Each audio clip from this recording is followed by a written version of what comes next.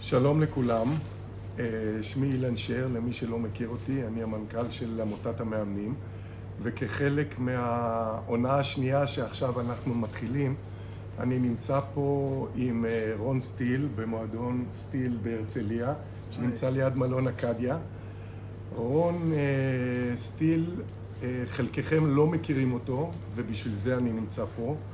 רון סטיל הוא המאמן הזר הראשון שהגיע למדינת ישראל, ולמעשה אם אני צריך להציג אותו, יש את התקופה עד להגעתו של רון סטיל לישראל, שזה היה בתחילת שנות ה-70, אבל תכף נברר את זה, ויש את התקופה אחרי רון סטיל, כי רון הביא לנו דברים שלא היו לטניס הישראלי לפני זה, ובשביל זה אני נמצא פה.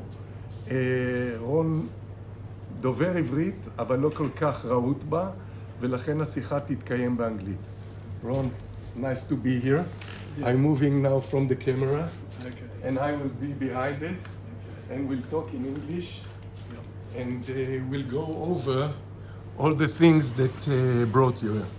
First of all, if you can tell us a bit about yourself, how old are you today? Because I think it's a very, very important, because there is a generation that didn't know not you and not what you did here, and as I said in Hebrew, you've influenced generations of tennis players in Israel, and the period, and there are two periods in tennis according to what I say is until you came here and since you came here. So if you can tell us a little bit about yourself, the background, where you come from.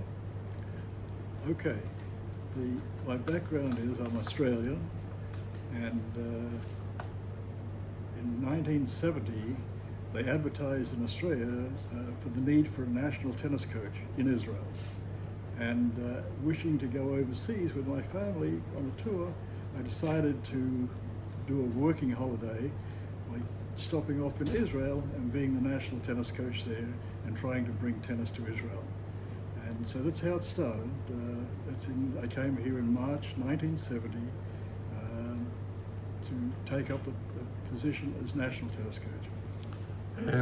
What did you find in Israel? Because it's different times to what is today, but what did you find when you came here first in 1970?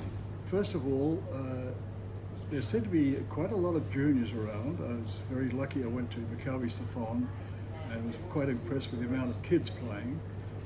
But at the very top level, there were a few quite good players. Laza Davidman was easily an international tennis player, a very good record, but he was getting a bit older. He was 34 then, and so he was not quite exactly starting out in his career. And then you had Shuka Shalom and Yossi Staples, both of them very good players in the world, and Ian Froman, who was also from South Africa, but also a very, very solid player, extremely good doubles player. And so we had a medium, what I'd call a medium team. Not terrible, but not obviously outstanding in the world as far as Davis Cup, or certainly the Davis Cup was not bad. The women's tennis was a little bit lower, except for one player who was Paulina Pellet, and the others were very nice but very social, and not even close.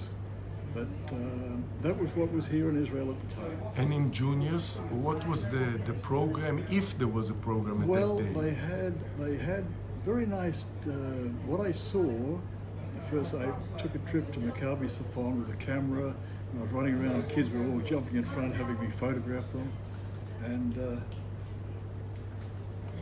they were sort of very excited, but it was, and I didn't have the eyes probably of a great tennis coach at that time, or close to a coach. And I had a player's eyes, but not a coach's eyes. So I wasn't struck very strongly at that stage with the level. Going into that and knowing, when you came to Israel, were you a coach, a certified coach, or how? No, what were you? And if you can give us a little background on your early Australian days. Okay, the early Australian days, as far as a coach went, I was a player. I was actually by profession, I was a home builder, a carpenter, and I built maybe 100 houses in my time, and that is pretty tough work and really, really heavy work. It also made me quite strong, and I went to a very, very, I think, one of the best coaches in the world. He was way ahead of his time, was teaching then the closed face forehand, which he'd learnt by watching Jack Kramer, who had the huge forehand, and probably a guy that would be one of the greatest of all time. And so he took his forehand, closed face, hitting through the ball. But I actually studied under this coach for a long time and listened to his stories, which is something I think the kids miss these days. They don't have the history of the game. And the history is very important because as things evolve, so you get better. As long as you go in the right direction, or you have plateaus of nothing happening, and then suddenly another era comes in, and that changes the whole complex of the game. So you started your career, your coaching career, not as a certified tennis coach at all. No. So you came here to Israel as a player most. There's a nice little story here, which I will tell. Yes. I didn't tell you. It was a nice little story. I was reading Ayn Rand at the time. I was very affected by the mentality of Ayn Rand, and they wrote to me, the chairman of the Good here, Feiger, he wrote to me, what credentials do you have? Now, it was very easy for me to get credentials. My father-in-law was the head of the Professional Tennis Association, so he could give me credentials, and also I was a member of the Kuyon, where the good of Australian tennis was centered, and I could have easily done a course there and got it. But I sent back a letter exactly like this. I have absolutely no credentials for coaching, but I know quite a bit about tennis, and I think I can do the job. I expected to get an answer, well, bad luck, we don't want you. Surprisingly enough, they said, and because of Feiger, they said yes, which was very interesting. So you came to Israel and you started some kind of a program as a national coach. I started coaching the top team, which was what I mentioned before, with a few others, Mully Dunk and Miller from Haifa. Andy Miller. Miller from Haifa, and Jabitsky, Gabby Jabitsky. There were a few players in the squad, and of course the juniors then were Ronnie Lerner, who was a very talented boy. Yeah, he was and killed in Nissim Astrak, who was named correctly Nissim, yes, meaning miracle, and it was a miracle the way how well he played with the way he was. He was a very ungainly young man, but a real fighter and a real serious kid, very good kid. Ronnie was an amazing talent, yes, and but it didn't work out. He was killed in a car accident, he walked out in the street in England, yes, and died by accident. Mm-hmm. And so this was my squad, and I looked at the top players and I thought, seriously, they're good. All I can do with them is not get too serious about changing their game or doing anything serious, unless it was a little thing. And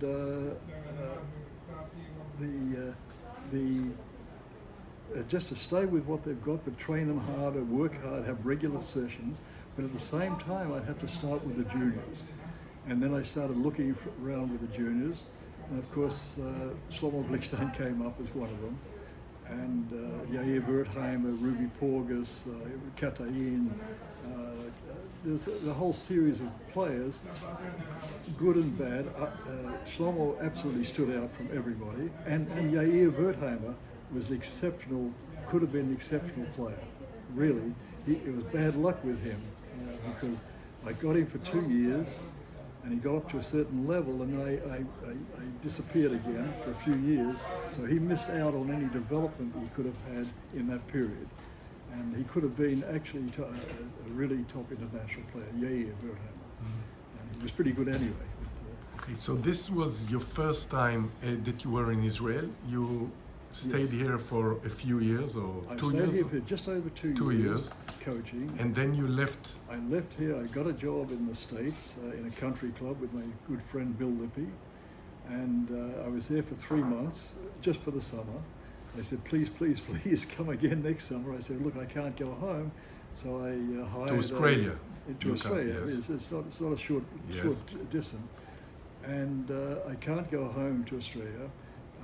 So I hired a indoor bubble on 3 courts and continued through the winter and trained, and then I did another summer at Youngstown Country Club, and then I went back to Australia, and I was back in Australia for 1 year, and then I got a call again from the States this time about an indoor centre, which I went and I took that job up. And I went back to Shenango Valley in Pennsylvania. Yes. And I remember because I was there. I came with Shlomo Glickstein. Yeah. Okay. Yeah. So that was that. And then when I was there, Bill Lippy and Ian Froman arrived on the scene. And said, look, we're opening the tennis centres. You've got to come and set up the program. We've got 2,500 kids waiting for lessons, and I said, well, that's a pretty wild summer. I won't go into the details. It wasn't easy to get there. I had green card problems, but they managed to get through that. And so I came for the summer to coach the kids in Israel. And here in Israel, and that was in 1976, in May 1976. And they started. They had a system going there. And well, not that system. We didn't have any system, but we had 2,500 kids to get over 2 months over summer to get to see them all, and at least give some grading and get some idea of who was going to go on to play tennis. So I had to work with that, and of course prepare the coaches for when they came through to be coached. And so you had a system. So the tennis center was just formed in Ramat HaSharon, the first one and the only one. And you came here to supervise as a tennis director to set up the program. And what we did, it was purely in the beginning, it was a selection program. I came up with an idea which was dubbed the Chinese, and there's a story on that. The Chinese, one of the secretaries at the club, she came in one day and said to my wife, Eitana, she said, I hear all this Chinese program. He said, and I've been down at Ramat HaSharon, and I haven't seen one Chinese. And it's a saying from the Israeli army, when the hordes are coming over the hill, here come the Chinese. And this is why it got that name, that particular name. And so we started, and the first day I was there, I was told there's 30 kids coming to be coached, to have a look at, see how they are. It turned out 300 kids came. They're all ages from 8 till 15, and I did a whole job. I just walked around all day saying, Tov, yellow Tov, good shot, great shot. And when we finished, I got the team together. I said, that's it. We've got to set up a system where we can do it in a way that we can get there. So we managed to have all the kids broken down into one age, only 8 years old on the court, only 9 years old, only 10. So when I was looking at the kids, at least I was looking at the same age, which is very important because they vary a lot. So we started out, we had 6 courts every day, every hour, 72 kids on a court for 6 hours a day, right through until we finished 2,500 kids. And I saw every one of them, and at the end of it, I selected 25%. Only 500 kids went into the program. We only had 14 courts at Ramat HaSharon at that time, and we could only run a program with about 500 kids. So, and it was interesting about the coaches. The coaches were all up in arms. They thought, "Oh, you're going to take our business away from them." On the contrary, suddenly there were 2,000 children looking for a coach to maybe next year get into the tennis center. So the coaches were never busier in their life. I mean, it really kick-started the whole tennis in Israel, the tennis centers. And the names, can you tell us names that came out from that program? Well, the two of the obvious names that we had, and it was really interesting because was Amos Munstoff and Gillard Bloom. They were absolutely outstanding. And I remember giving, we had so few coaches that on one of the days I had to give one of the groups a lesson, and Gillard happened to be in the lesson. It was his third lesson, and he used to run sideways to his backhand. I said, Gillard, you've got to turn your shoulders and run across. He looked at me, I said, Kaha. You know? So he ran across, he hit an amazing backhand. I mean, in 2 seconds he hit a world-class backhand. I thought, my God, we've got so much talent. It's his third time he's played tennis, and he hit a backhand like Wawrinka would hit the backhand. You know, so it was incredible stuff. So they were two, and there are a few others that were quite good, not to that level, but to the quite, and we graded them, and that was the system of choosing the players.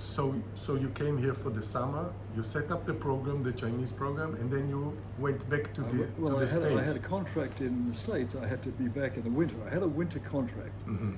And as it was, I pulled away that summer because we didn't have any courts in the summer. They didn't play indoors. My courts in the States were indoors. And so I didn't have a real job there, so I was able to come back. But then I went back the second year, and again we did a Chinese program, but also I said to the yes. I also said to the group, the tennis center group, I said, look, we have 14 courts here in Ramat HaSharon, and it's all very well we're getting 2,500 kids from the area, and they're from Tel Aviv or wherever, Ramat Aviv, whatever, but there's a big world out there, and we should really try to reach out to that outside world and get them, because I think we can do. So we advertised well before I came, of course. Before I came back, I was corresponding all the time, setting it up for the second year from America. And I said, and we ended up with about 5 or 6 places where people brought in the children, gave them 3 lessons, and on the 3rd lesson, I went there and I chose the kids to suit their court. If they had 2 courts, they got 100 kids. If they had 4 courts, they got 200 kids. Whatever they had, what kids.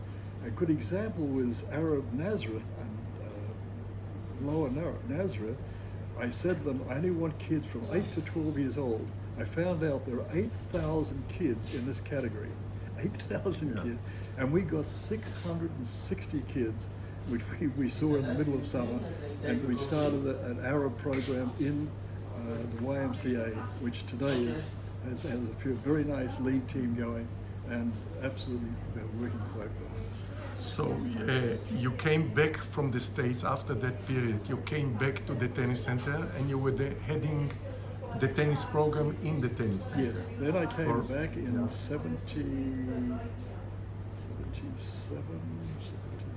I came back in 77, I think. Yeah. I came back the 3rd year, or came back the next time, and then I stayed. And Itana, try to keep it going. Okay. Yeah. So I came back the 3rd time, and then I was setting up the program, following up on the rest of the program, and I stayed. And you stayed for good. Yeah. Well, I stayed in Israel for good, yeah. After that period of the tennis center, which you were heading the programs for about 5 years, or about? Around about 4 okay. and a half. If I count, I never stopped doing it because I took kids back to America, you guys, yes. all that stuff. I came to. I was working with the team the whole time. The national team, the junior team. Yeah. So you were back and forth between the U.S. and Israel. Yeah. So you were heading the program in Ramat HaSharon and the tennis centers. The tennis center. And can you take us further from there? What happened after that? Well, after that, we sort of got to 79, and it was sort of a time when the tennis centers was going okay, everything fine, but the national team wasn't really existing. Yes. And Shlomo Blickstein had come of age. He was 21 years old, and Shlomo, no question, was always a talented player, but he never gave 100%. And through the whole set, I sat down quietly before before that happened, and his father had died. And I told him, look, really, Shlomo, up until now you haven't been serious, and I would love to see you serious. And his answer to me was, I want to honor my father. Which he did, by Which the he way. did. Which he did.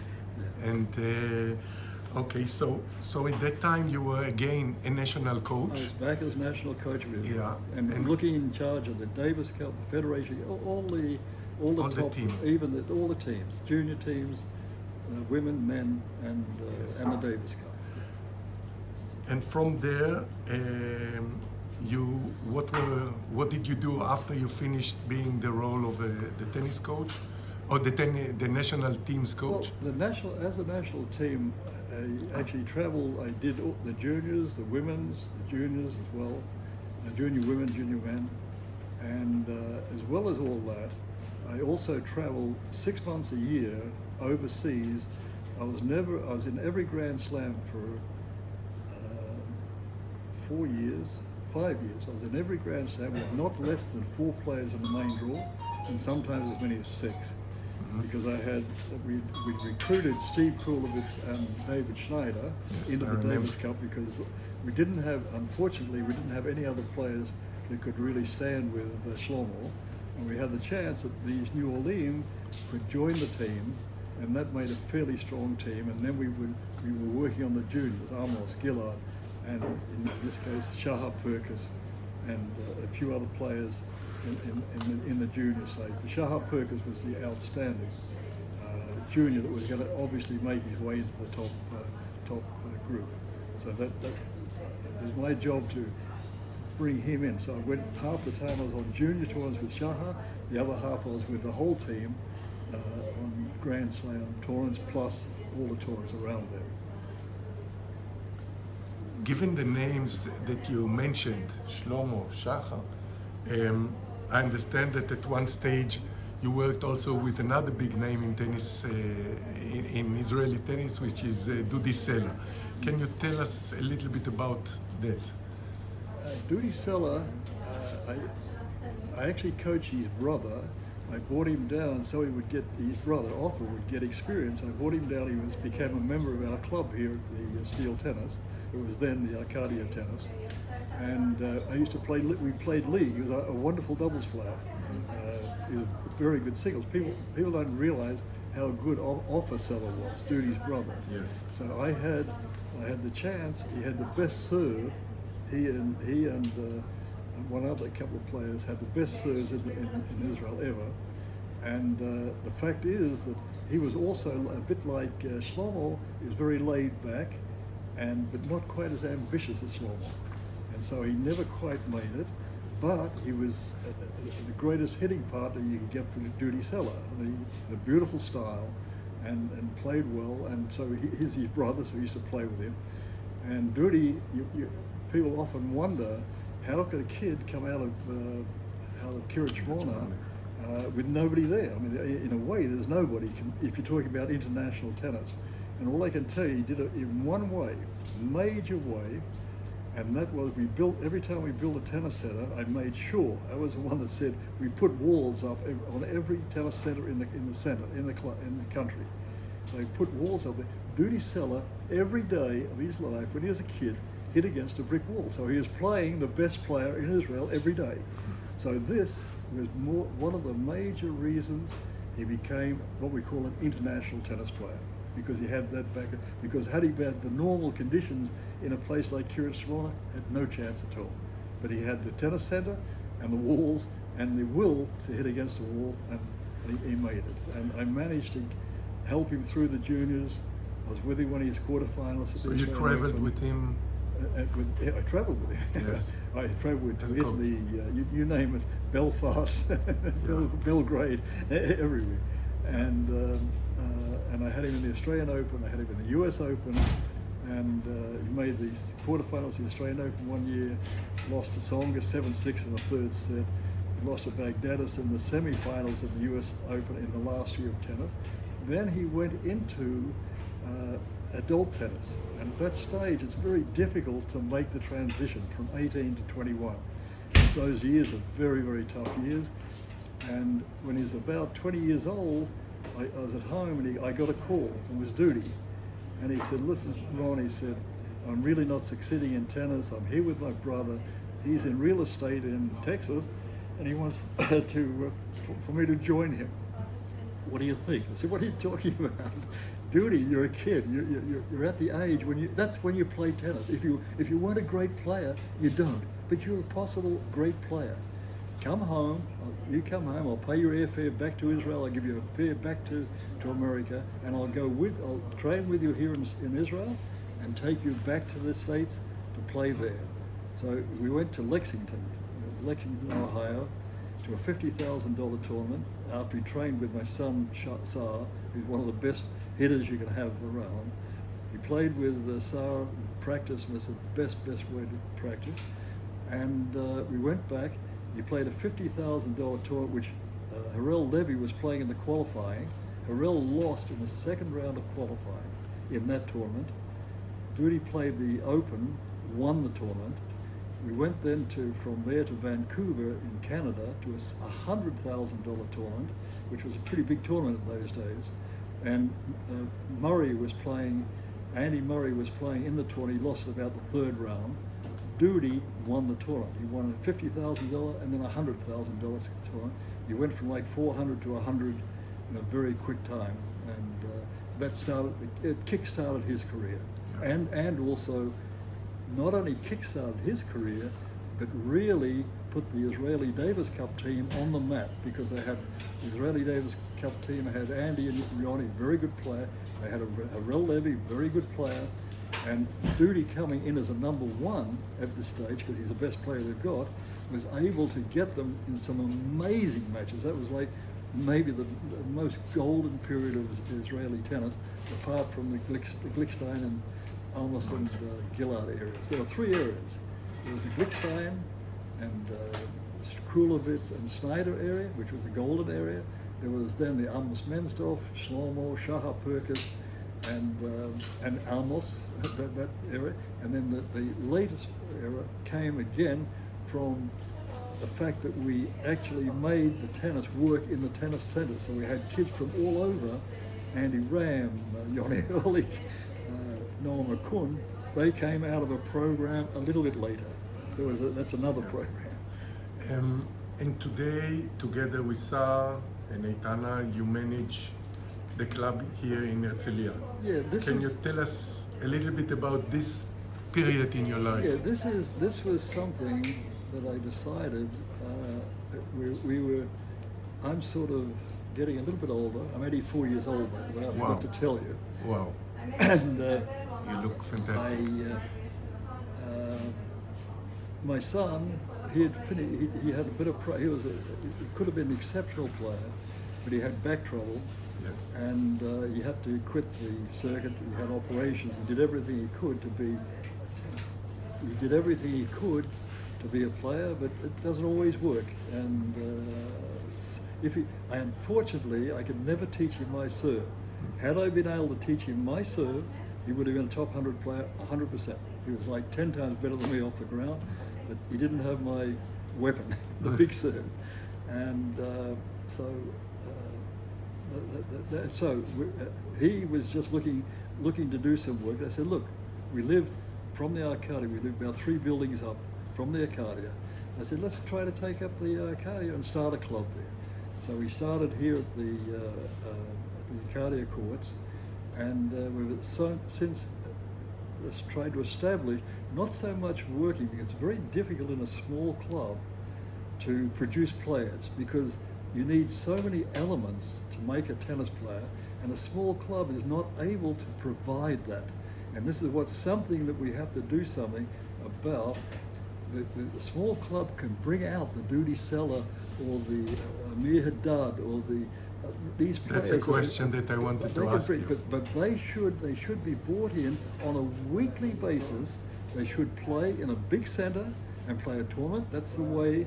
If every week they played in a tournament when they're 9, 10, 11, 12 years old, trust me, you'd have an avalanche of tennis players coming through. So it needs the Igud and the tennis center to get combined, and the tennis center should put in tournaments every week. That's what bred Amos and Gillard. That's what they had. Gillard started out in the 9-year-old division in his tournament, and I had a system. You play the 9-year-old A grade. If you win it, you go to the 10-year-old A grade. He went to the 10-year-old A grade. He went to the 11-year-old grade. He went to the 12. He went to the 13. At 14, I had 14 plus. That's the A plus. Gillard, by the time he was about, I think, 12, he was playing against 18-year-old kids in Israel and having to compete against. And that's the only way to develop super champions. That's how Willander was developed, how Borg was developed. All of these players were developed at a very young age to reach Agassi, all of these players. So seeing what through the years and your experience here in Israel, that's the system that you think that. What is the system that you think should be in order to make players or to reproduce players like in the past? Not that we have so many, but if we have the weather, great weather. We have the tennis courts, great tennis courts. We've proven for Israel to have got to the semi-final of the World Tennis Champion Davis Cup. I mean, that is ridiculous. I mean, if their football team ever got onto the world zone in football in the semi-finals, I think everyone would go nuts. Tennis is the best sport for the Israeli people. It's the best because they have a mentality for it, and some of them have got the physique for it. They have the mentality, they have the discipline, and they're smart. You have to be smart, good athlete, and disciplined. And if you can get those three things and put it together with a proper program, the program has got to be a complete program. And very few individual clubs cannot produce that. It's got to be the tennis center, helping the individual clubs to make that work. And how do you think they can do it? They can do it. How? Simply, as I said, the tennis center, and I'm dealing with them a little bit. I'm trying to convince them just to instill the tournaments and have for instance, the second year I was here of the tennis center, we made tournaments in the summer. Okay, we had 500 children playing in the A tournament. Okay, a week. Every week they played a tournament every week. But today there are tournaments. No, but not the same. No. They split it up. They broke the whole. They played it at Ramat. This was played at Ramat HaSharon on 14 tennis courts, 500 kids a week, with the A plus. We actually did one tournament every third tournament. We would do a B and C. We had 1,500 children played the B and C. Okay, and if they did well, they got up into the A. I mean, it was like a thing. A good example, there was one particular boy in this tournament. He wasn't able to go overseas, and like majority of people can't go overseas because there's no money. And he played these tournaments, okay? He was like maybe 15 in the juniors, 15. Tommy Frischer, in the same year, went with the coach to the American circuit. He played the whole Kalamazoo, you name it. At that time they could play in the American circuit, and he played there, okay? He came back, they used to always come back to play the national, which was played in Jerusalem. Yes. He played, it was Tal Solomon. He played Tal Solomon, who was 15 in the world. Tal, with his tournaments he got in Israel, beat Tommy Frischer. Nobody, not even Shahar Perkins, had trouble with Tommy Frischer, and this kid beat Tommy Frischer. And he'd been at the American circuit, and our kid, people don't realize, you can have circuits here on a regular basis which are as good as the whole American circuit. And that's what we have to establish. And that's so easy because we have everything in our hands. It's a matter of the organizations realize, do we want tennis players or don't we? If we want them, this is what we do. If we don't want them, let them just play. Let's have camps, let's have things that doesn't do anything, and let's have social tennis. No, you can be an absolute powerhouse here in Israel if you want to be. I'm serious. That's good, and good to see your optimism, which I share. Looking back at all the years and the experience that you have, what would you do different to what you did? Is there anything that you would do different? Is there any regrets that you have that you didn't do? I'm not like Frank Sinatra, who had no regrets. I think I would, if I would say, I would have been more assertive. I think that I always had a feeling that if somebody didn't go along with what was given to them, it's like a player. I can't make a player unless he wants to make a player. And many times we ran into egos, into all sorts of problems that shouldn't have existed, but they did. And many times we were on the way to glory, typical glory. If you take, I mean, I think the third golden era of Doody and Harrell, and Noah McCune, and Andy and Yoni, that was a really golden opportunity to beat Italy in Israel. I mean, come on, Luxembourg, the teams that we beat to make it, it's amazing, just amazing. I mean, we beat we showed we had the ability to beat the best players in the world. And that was only the tip of the iceberg, because if we had a program like this, you'd be getting more Doody Sellers, you'd be getting more Corby Zivs, you'd be getting more Amir Haddads, you name it. We had at one stage with the program we had at the tennis centers, the last program, we had 20 players in the top 200. Between 200 and now we're lucky. We think, oh, our top players 400 in the world. Oh, we're doing great. It's much more difficult today. It is absolutely much. I agree with that. It's much more difficult. Yes. But it doesn't mean that if Amos came out to play, Shlomo came out to play, Shahar Perkins came out, they still wouldn't be in the top 100 in the world today. They would all be in the top 100. Believe me, there are guys in the top 100 today that aren't any better than they are, or Gillard Bloom, or they are very best players who are as good as anybody in the world. So for the coaches, just to go back, what would you do different? What do you think a coach's role, or what do you think a coach, especially if someone wants to be a coach of a pro player, what should they do? What did you do differently? The amazing part is that many times you think that a top player will make a great coach. It very seldom happens. You do get it. Dick Savitt was an example. Great. I think Gillard Bloom would be a very good coach. I know that Doody Seller is a very good coach. And why is, say, somebody like Doody a good coach? Because he has an open mind. He's not set in his mind as to what should be done. And I've based my whole career, on watching the top players. What works? What is the best shot? Why can't I teach that best shot to a player? If I said, if you just took in your mind, you took, if you took Federer as an example and said, I'm going to teach all my kids to play like Federer, boy, would you succeed. You would succeed no matter what. You may not get international player because you have to be lucky. You have to get a Shlomo Blitzstein, Shahar Perkins. It has all the elements that make a player. But all your kids would play better. And if all your kids play better, it's one of the top golfers. They said, he made a very great statement. I love the statement, and I'll put it out because it's so true. He said, there's a lot of luck in golf. He said, yes, there is. If I look back, there is a lot of luck in golf. But it's a funny thing. The more I practiced, the luckier I got. And it's true.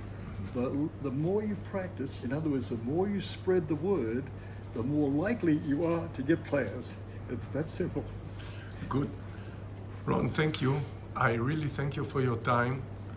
I think you did something that is remarkable for Israeli tennis, as I said before. And I think on behalf of all of us, first of all, we thank you.